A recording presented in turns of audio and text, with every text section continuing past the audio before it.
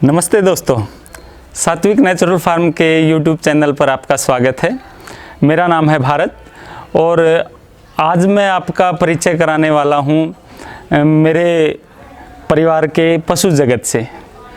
प्राकृतिक खेती में पशुओं का बड़ा महत्व है।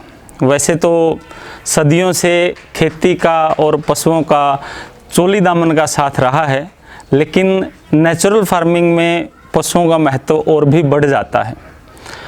भारतीय परंपरा में सदियों से गाय, भैंस, भेड़, बकरी, ऊंट इत्यादि पशु पाले जाते हैं दूध के लिए, बोझा ढोने के लिए और हल चलाने के लिए। आज के समय में ट्रैक्टर के आगमन के बाद हल में बैलों का या ऊंटों का प्रयोग घटा है। खेतों में दूसरे कामों में भी उनका प्रयोग कम हुआ है, या तो कहें कई क्षेत्रों में समाप्त प्राय हो चुका है। लेकिन दूध के लिए पशुओं का महत्व आज भी है। और कुदरती खेती के संदर्भ में अगर हम देखें तो दूध के अलावा गोबर और मूत्र का भी इस खेती में बड़ा महत्व है। गोबर और मूत्र का प्रयोग हम जीवामृत या अमृत जल जैसे रसायनों को बनाने में प्रयोग करते हैं, जो खेतों में हमारे सूक्ष्म जीवों को बढ़ाने में मदद करते हैं।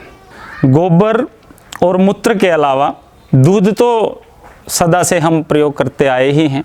दूध के जो लाभ हैं उसके विषय में हम यहाँ ज़्यादा चर्चा नहीं करेंगे, लेकिन किसान अगर पशुपालन करता है तो खेतों में पशुओं का वेस्ट काम आता है और घर में उसका दूध, पशुओं से जो दूध मिलता है उसके दूध के रूप में तो फायदे हैं ही।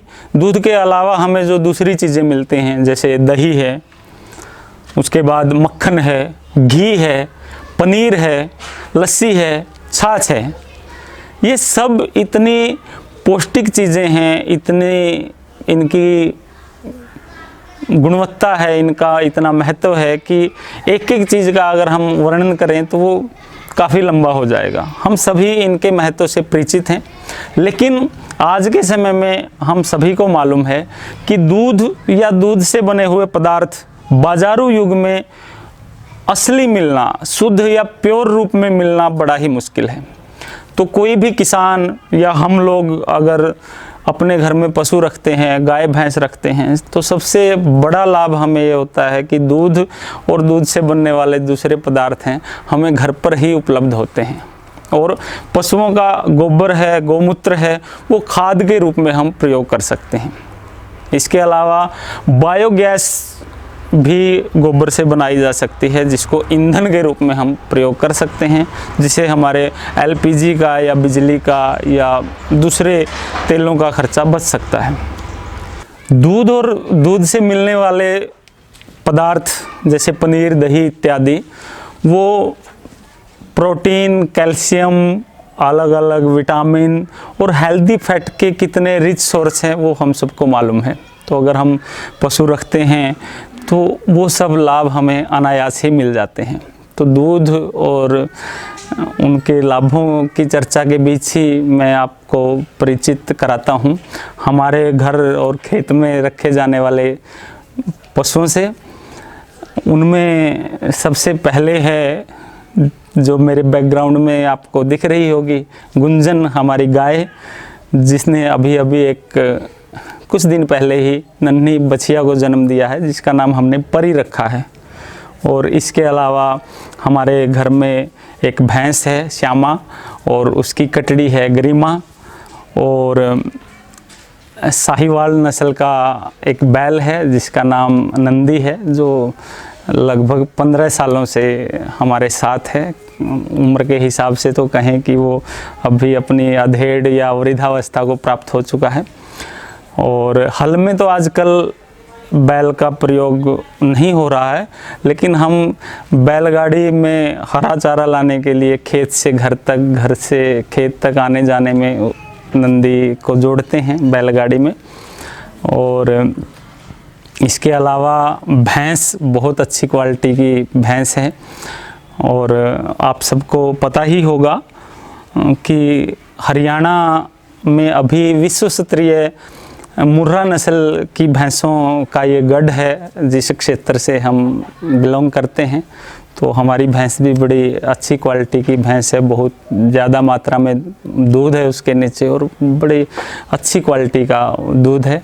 और जो हमारी गुंजन है, ये भी हरियाणा नस्ल की गाय है, जो सदियों से बोझा ढोने वाले हट्टे कट्टे सुंदर बैलों को जन्म देने के लिए, और अपने झक सफ़ेद रंग और सुंदरता के लिए, और अच्छा दूध देने के लिए प्रसिद्ध रही हैं। तो ये हमारा छोटा सा पशु परिवार है, जिसमें गाय और उसकी बछिया, भैंस और उसकी कटड़ी, और नंदी महाराज शामिल हैं। एक वीडियो के आखिर में छोटी सी बात मैं आपके साथ शेयर करना चाहूँगा कि आज के समय में जब खान पान का दूषित होना बढ़ा है, तो पशुओं में भी बीमारियां बढ़ गई हैं।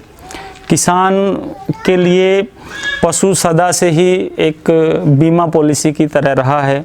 उसकी फसल हल्की रही या अच्छी रही, कभी प्रकृति का कहर हो गया, तो अगर घर में 5-7 पशु हैं तो हर साल उसकी एक आध गाय भैंस बिक जाया करती थी, जो उसको कुछ नगद राशि प्रदान करती थी।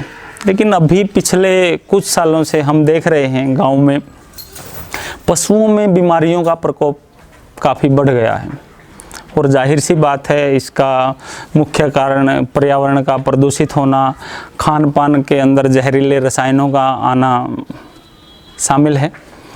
तो अभी जो हम अपने पशुओं के लिए चारा लाते हैं, वो हमारे खेत से ही सात्विक नेचुरल फार्म से ही प्रयोग करते हैं, जो बिल्कुल जहरीले केमिकलों से मुक्त है, और उसमें लगभग 16 सालों से हमने कुछ भी जहरीले केमिकल यूज़ नहीं किए हैं।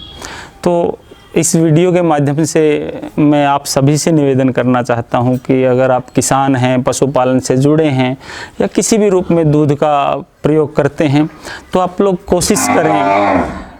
कोशिश करें कि पशुओं के द्वारा खाया जाने वाला आहार, चाहे वो हरा चारा हो ज्वार या बरसीम के रूप में, या सूखा चारा हो गेहूं का भूसा या दूसरे अनाजों का भूसा, या सरसों या कपास की खली हो, बिनोला हो, वो अगर केमिकल फ्री हो, उसमें जहरीले रसायनों का प्रयोग न किया गया हो, वो जीएम या बीटी का ना हो, तो दूध की जो क्वालिटी रहेगी, पशुओं का जो स्वास्थ्य रहेगा, वो बहुत अच्छा रहेगा।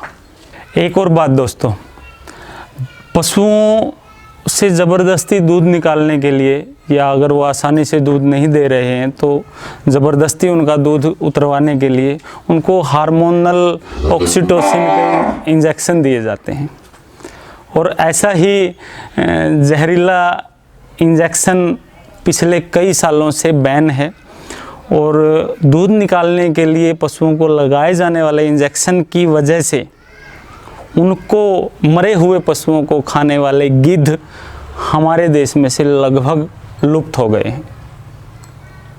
पिछले 10, 15 या 20 सालों में आपने देखा होगा, हमने तो गांव में देखा है कि हमारे आसपास, गांव के आसपास, खेतों के आसपास नज़र आने वाले गिद्ध, चील, बाज बिल्कुल गायब हो गए हैं। और वैज्ञानिकों ने इसका कारण पशुओं के ऊपर प्रयोग किए जाने वाले जहरीले इंजेक्शन को बताया है। तो मैं आपसे निवेदन करूंगा कि यदि आपको ये जानकारी, ये वीडियो पसंद आई हो, तो आप इसे अपने किसान दोस्तों या पशुपालकों के साथ शेयर करें, ताकि वो जागरूक हों और पशुओं को भी अच्छा खाना मिले, ताकि हमारी आहार श्रृंखला की महत्वपूर्ण जो कड़ी है दूध और उससे बनने वाले पदार्थ, वो हमें शुद्ध रूप में मिल सकें। आपकी कोई सलाह, सुझाव या सवाल हों तो आप बेझिझक कमेंट कर सकते हैं। मिलते हैं अगली किसी वीडियो में, तब तक बी केयरफुल, बी नेचुरल। धन्यवाद।